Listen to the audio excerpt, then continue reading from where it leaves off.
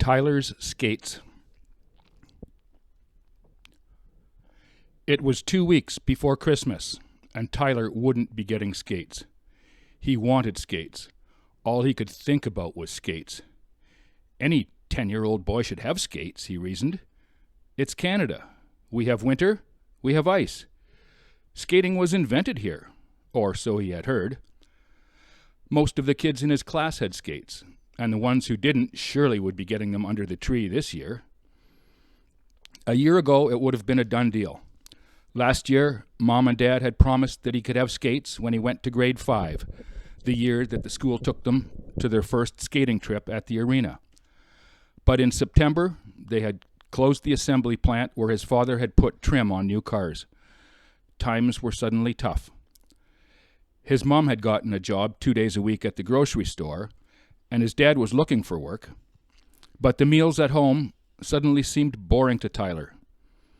They still had TV, but it was back to basic cable. Tyler knew that Mom and Dad still loved him. There was no doubting that. But all he could think about was the skates that he would never have.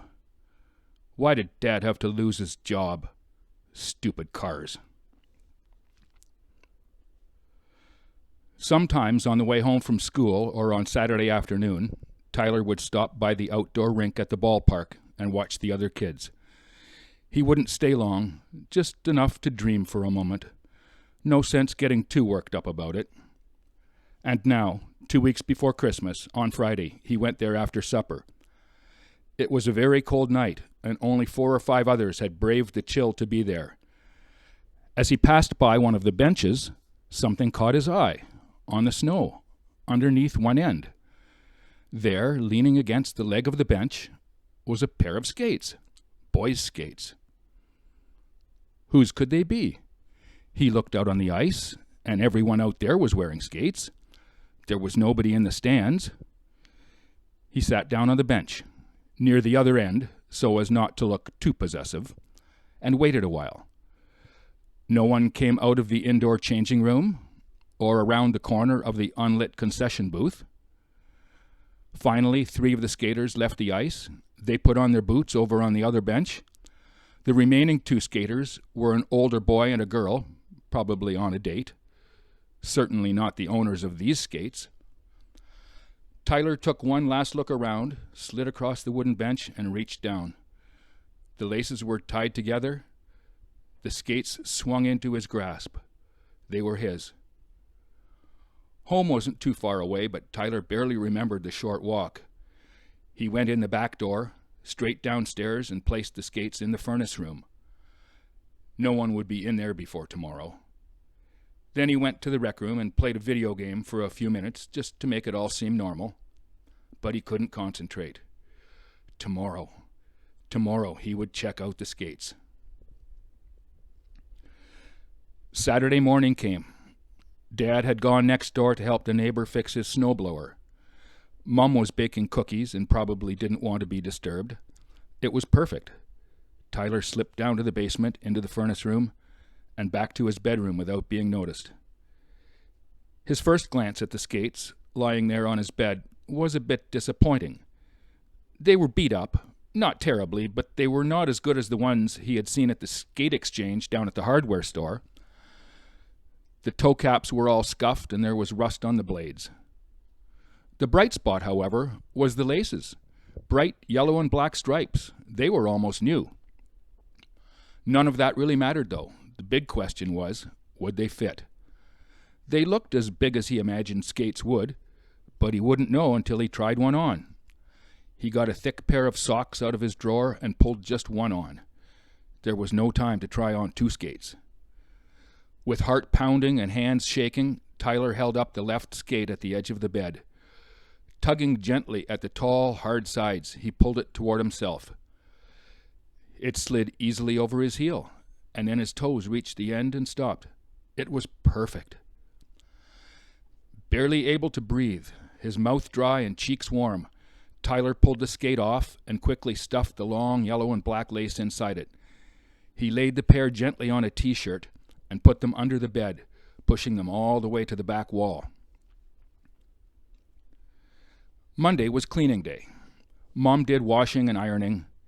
Dad, if he wasn't going to look for a job, would straighten up the living room and basement. Tyler usually did his own room on Sunday evenings before he went to bed, and he usually did a good enough job that Mom didn't bother to check it closely. At any rate, the skates were well hidden, way under the bed. And on top of the bed, in the warm spot that Tyler had left, was Gus the cat, curled into a gray ball and purring himself to sleep. Gus was a young cat, and he had plenty of his own toys. But if you know cats at all, you know that they are always on the lookout for something new and interesting. At school, Tyler concentrated on his grade 5 math, spelling, geography, and ecology as best he could, but his main focus was on the skates, namely how to make their presence known and how he had come into ownership of them. He would better work that out in the cool air on the way home. Sometime around geography, or maybe ecology, Tyler's mum had walked by his bedroom and noticed a cord of some kind lying on the floor, a striped yellow and black cord. There would be a different kind of lesson at home. The skates, as it turned out, had a name on the bottom, one of those black plastic labels with the punched-up letters stuck to the steel plate. Tyler had never bothered to look at the bottoms. His mother had already looked up the last name in the phone book and had written a number on a slip of paper for him to call. In another life, Tyler may have considered the other boy's name Ashton and smirked to himself, saying, "Some rich kid, fancy pants, spoiled brat. Why shouldn't I have his skates?" But not now. Tears welling up in his eyes, right hand trembling as he pushed the buttons on the phone. It was all he could do to blurt out, "Is Ashton there?" In a few seconds, another boy was on the phone. "I have your skates," said Tyler quickly. "My skates?" said the other voice, almost absent-mindedly. "They must be yours. They have your name on them." "Oh, those old things. Scuffed toes, black and yellow laces?" "Those old things?" thought Tyler in disbelief.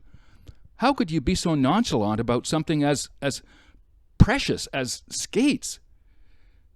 "Yes, I found them at the rink, the one at the ballpark, under the bench." There was a laugh at the other end of the phone. "I don't get it," said Tyler, not so nervous now, but still cautious. Mom was still likely listening from the other room, so he had to stay on script. "Those are my old ones. They don't fit anymore, and my dad said I had to give them away. I was going to let my friend try them out at the rink, but he didn't come. I was going to take them to Goodwill tomorrow, but I guess I forgot them there." There was a long pause. Give them away? Goodwill?" "Yes, you know, that place where they sell cheap stuff to poor people." There was a long pause at the other end. "Why, do you want them? Don't you have skates?" "Yes, and no. I mean..." Tyler's heart was pounding again, and tears once more filled his eyes. But they were different tears this time. "I mean, yes, please, and thank you."